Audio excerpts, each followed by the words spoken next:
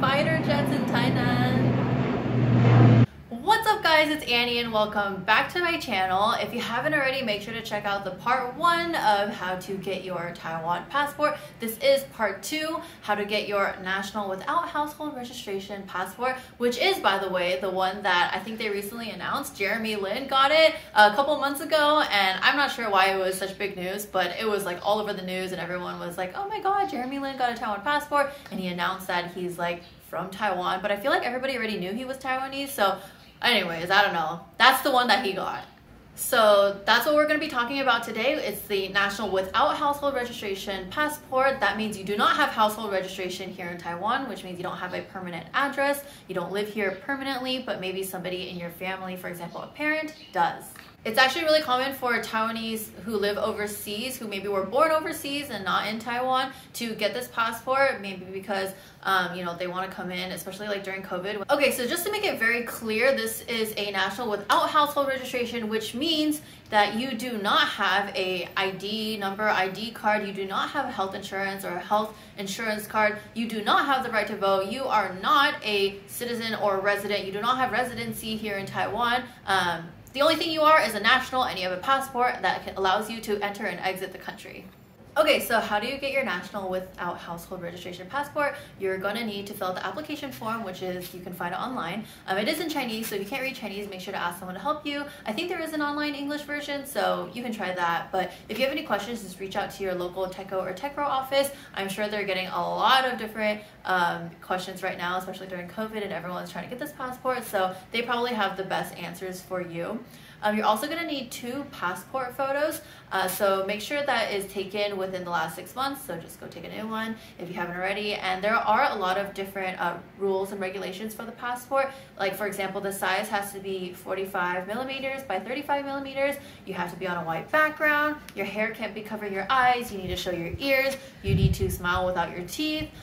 There's just like a lot of different regulations, so it is on the application form, so if you're not sure, just double check and reference that.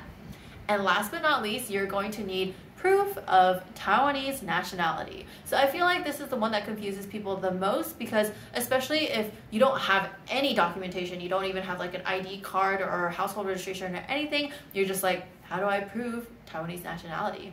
Okay, so the easiest way to prove Taiwanese nationality is if one of your parents or both of your parents already have the Taiwan passport. So if your parents already have that, just send in the passport, and then obviously you have to prove that you are the descendant of them. So if your parents are married, then you just send in their marriage certificate, and then you would send in your birth certificate, because that would have their names on it to show that, you know, you're their descendant, and therefore you are also descendant of Taiwanese nationality. And they do need to have a valid household registration here in Taiwan, so make sure to send in their household registration certificate that's been printed within the last 3 months. It's really easy. You just go to the household registration office, or if you're not in Taiwan, ask someone who is in Taiwan to go and do it for you. They can literally get it in like a couple minutes, and then it has to be the original copy, so make sure they mail it to you, and then you can send that in with your passport application, and that's it. So I know you guys are thinking it can't be that easy. There's obviously a bunch of different rules, like if your parents are divorced, if you only have one side that's Taiwanese and whatnot. So if your parents are not married, for example, or they're divorced and you don't have like a valid marriage certificate, it's fine. You just need to submit the parent who has a Taiwan passport, submit their passport, and then submit your birth certificate to show that you're a descendant of them, and then their household registration.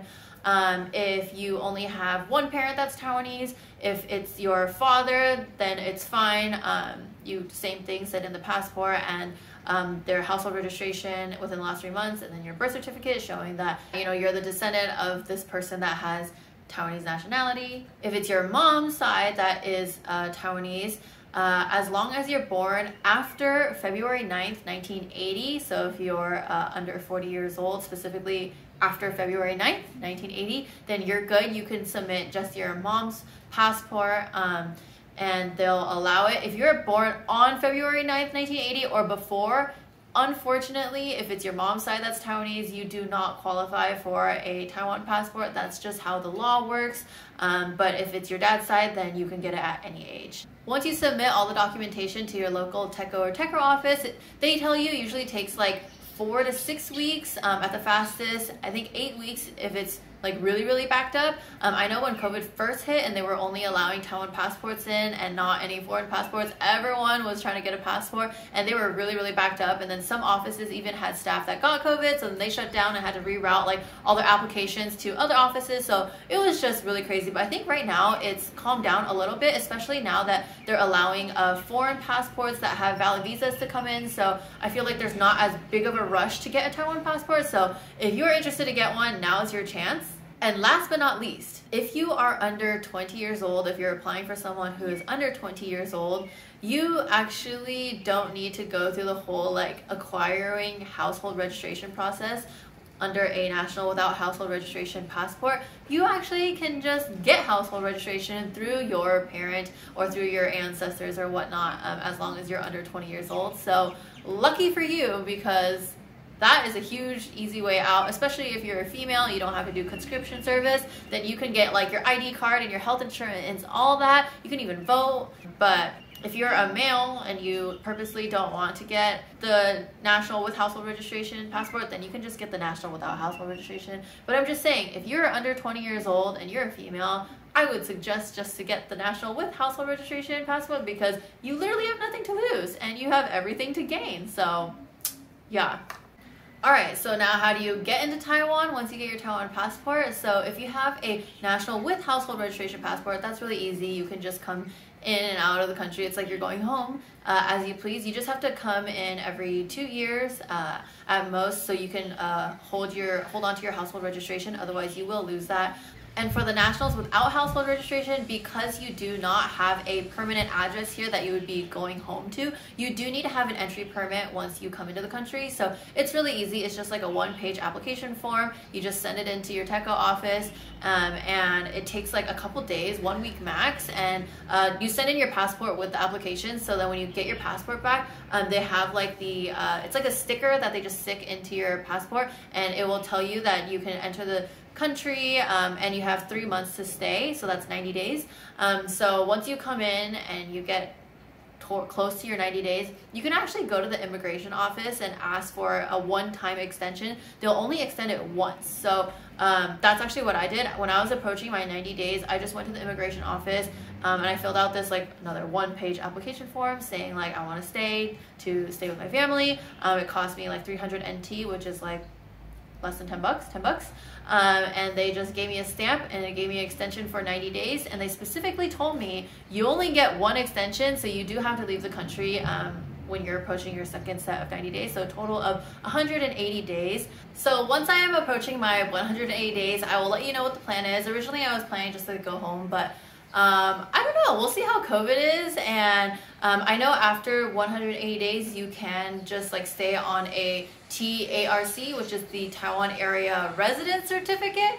But honestly, like, to get your household registration, you only need to stay for 365 days. Obviously, I was not planning to stay for the whole year, but anyways, you never know what's gonna happen, so we'll see.